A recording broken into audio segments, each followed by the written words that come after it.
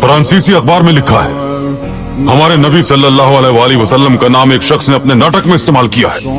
वो नाटक आज रात पेरिस में दिखाया जाने वाला है। हमारे नबी की तौहीन की जा रही है और हम कुछ नहीं कर सकते। वो सरेआम हमारे नबी की तौहीन करने लगते हैं। हमारी जात पर हमले करें तो कोई फर्क नहीं पड़ता, लेकिन कोई हमारे दीन, हमारे नबी पर हमला करे तो हम कब्र से भी उठ जाएंगे, अपनी तलवार से उनके टुकड़े कर देंगे।